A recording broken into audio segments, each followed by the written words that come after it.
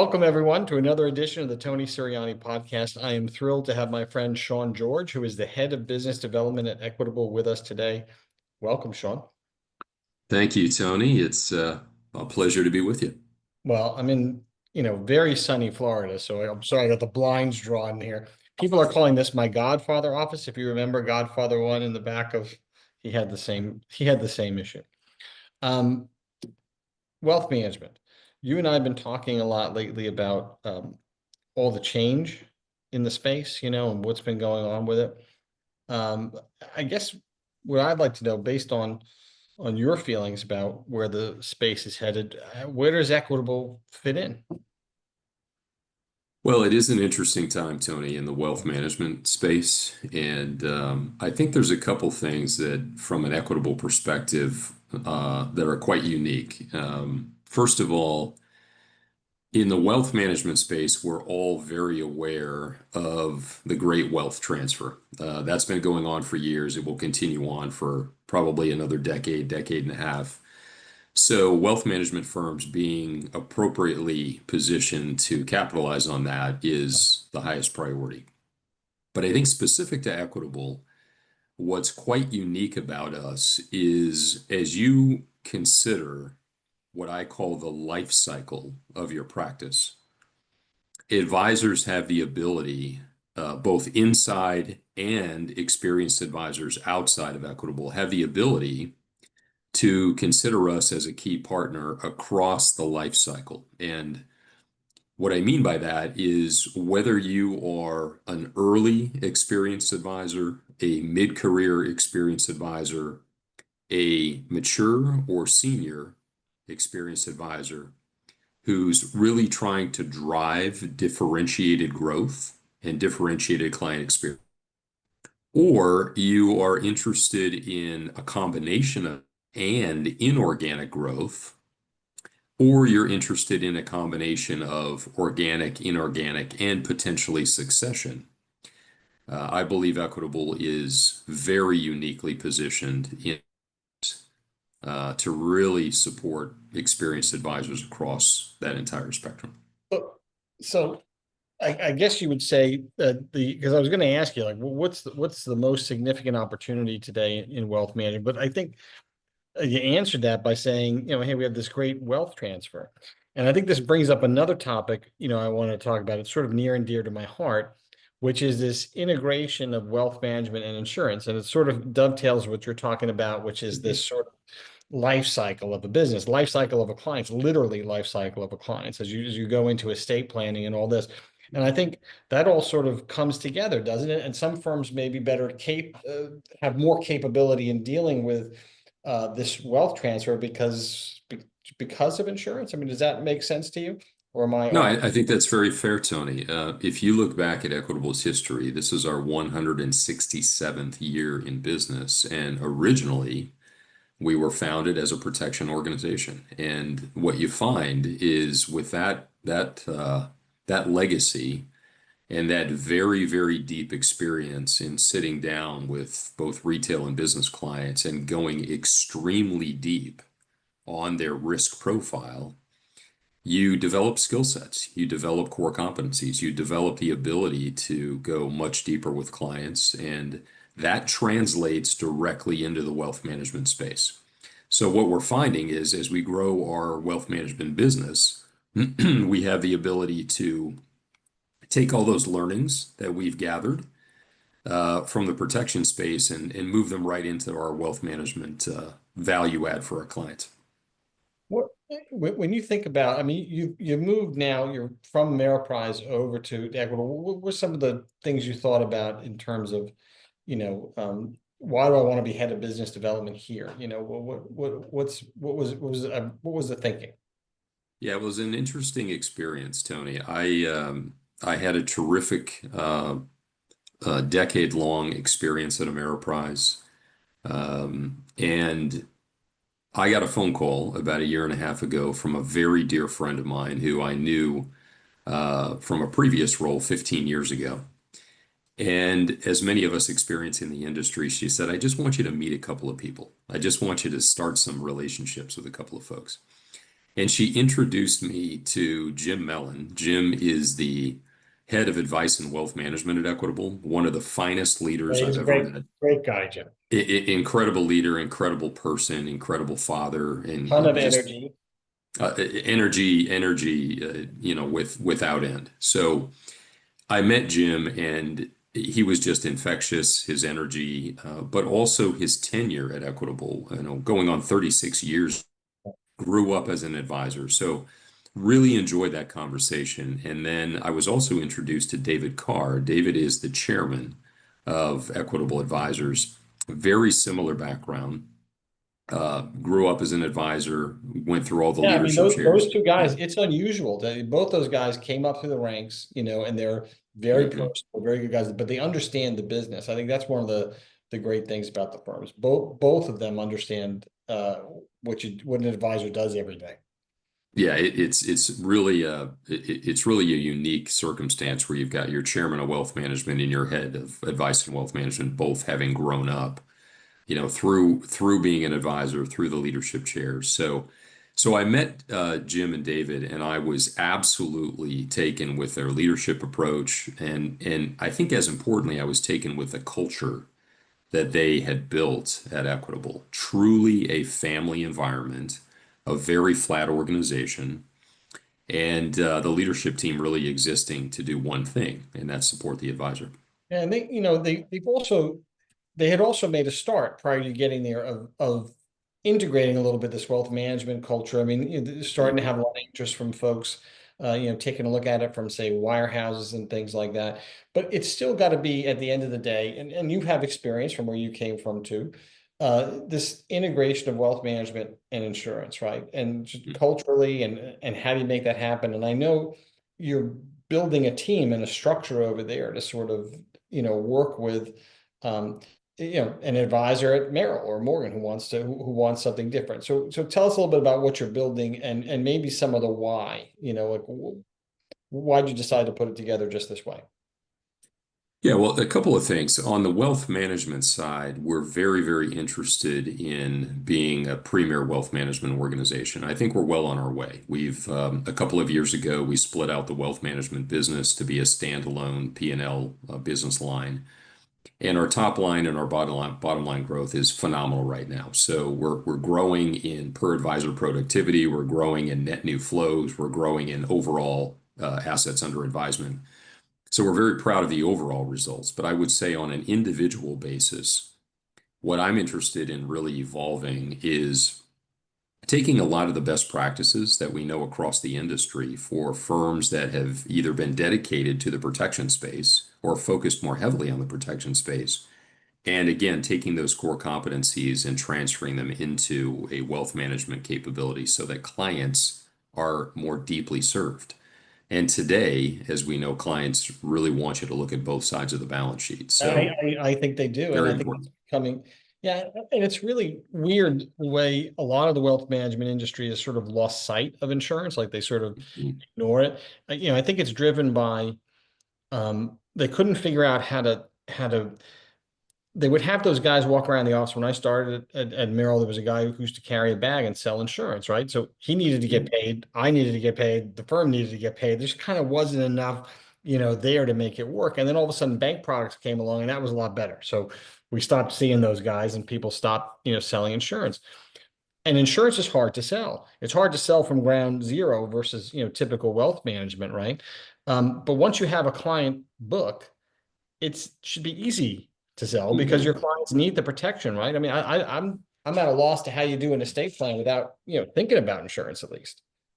Yeah, and again, that's one of the strengths that we've got highly, highly tenured, highly experienced advisors who are now today operating in both a sophisticated wealth management capacity, but also in the protection space. And I would also say, Tony, we've advanced quite a bit on the overall planning approach. So, when you think about a wirehouse advisor or a large independent advisor or even a bank advisor or a regional advisor, all of them are becoming attracted to our model Again, because of the depth and the fact that you can really address both sides of the balance sheet for your And clients. what you're building out is something that they'd be comfortable in. I mean, that's the other thing. You know, Mhm. if I come from a wirehouse, I'd be comfortable coming into an Right. Equitable branch, right? I mean, that's part of Yeah. it. Yeah, the culture inside the branches are phenomenal. Again, I mentioned the family atmosphere that David and Jim have created, but I would tell you it goes right down to the branch level. It's a highly, highly supported independent affiliation, but the culture of those offices are so deep. Many of our leaders in the field have been field leaders for 20, 25, 30 years Yeah, and have really built phenomenal support systems and just a really good feeling at the ground level. yeah, that's terrific. Talk a little bit about, you know, if you were to put Equitable in context, we kind of start out like that, you know, saying, hey, how do we fit into all these changes that are going on? You know, and one of the changes, obviously, we talked about it, is this Advisor Plus. I kind of see this a lot. Advisor Plus trust, Advisor Plus insurance, Advisor Plus, you know, banking skill. You have to kind of do a little bit of everything. But where do you see that developing in the next 5 years? And are you feel like you're positioning the firm to sort of get there where the puck's going to be? Yeah, we do, Tony. And again, I'll go back to what clients really want today is if we go back a couple of steps, back in the day, clients really wanted product recommendations, and then they evolved to, I want advice.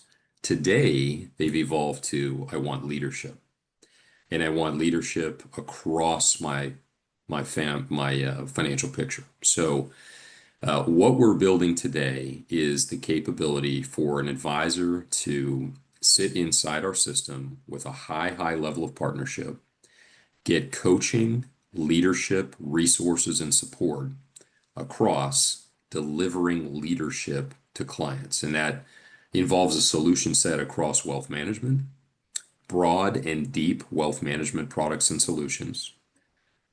It involves broad and deep protection solutions, and it involves comprehensive planning. We're also interested in building out more banking capabilities that will allow you to, again, handle everything from your transactional business all the way through to your more long-term, as you mentioned earlier, estate planning needs. So we have a vision, we have a very clear pathway, and we're investing a lot of free capital right now to build that and improve it for the advisors. Yeah, that's another thing to mention. Capital, you know, and scale. Um, Equitable is a well-capitalized company. So for an advisor, and you also mentioned, we just mentioned briefly succession. I think that's always important and something, given the age and the positioning of most advisors today. Um, you guys are in position to sort of financially help advisors through all that. Even if they want to go buy another business, right? Or Mhm. tire, you'll buy the book back from them. That's, I mean, everyone's looking at independent options too, you know, today, the Mhm. different types of options. And that's not always available there, just because of scale, lack of scale, lack of balance sheet. Yeah, I would agree, Tony. We're in a very, very good position as a holding company You know, in that we keep over $1 billion of free cash sitting on the balance sheet at any given time. And so as we've looked at the development of our three major arms of the holding company, one is our asset management arm. We are the majority owner of AllianceBernstein, a premier active manager in the asset management space. We also have our product manufacturing and distribution on the protection side. And then we're speaking directly today about the wealth management space. So we're very carefully and very thoughtfully uh, implementing that capital against those three businesses with a strong focus on the wealth management side of it. yeah, and you mentioned earlier life cycle. I mean, that's part of the deal. So you can come to Equitable as oh, the other thing, we didn't even mention this. One of the things I love about the firm, and I think maybe attracted by the enthusiasm and support that you get from those senior guys that you mentioned, but you guys have a pretty big bench, and that's really unusual. People have stopped investing in new talent. It's very difficult to get new people in, you know, into the business, and a good bench does so much for you in terms of flexibility. I mean, it succession, just building a team, you know, all that sort of stuff. I mean, talk a little bit about about how you talk about that. I'd be curious to know what you tell people about that when you go out as Yeah. an advisor. Well, it's a very, very enviable position for us, Tony. Every year we recruit between 700 and 800 new advisors. So we call that our developmental sales force. And they go through a 4-year developmental program, which the hope is at the end of that period of time, they're graduating into an experienced advisor position. I would tell you, Tony, when we're the best in the business at not only bringing in new advisors, but training and retaining them.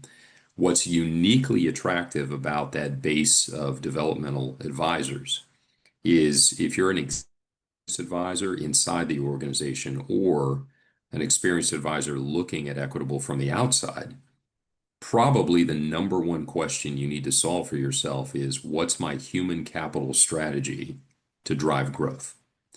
So we have a ready-made, highly trained, graduated developmental sales force that License. you can come in and you can plug into, and Yeah.